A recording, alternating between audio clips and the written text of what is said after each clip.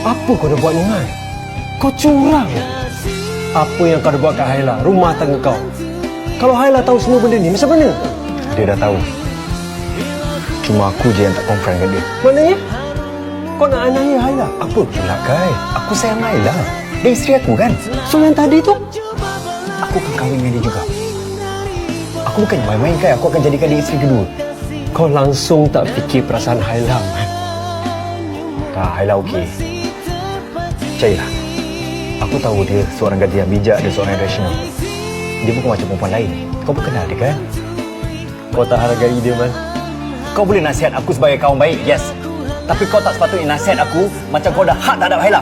Kau bukan family dia pun. Apa yang berlaku seterusnya terpulang kepada anda. Elevate. Layari pautan di profil.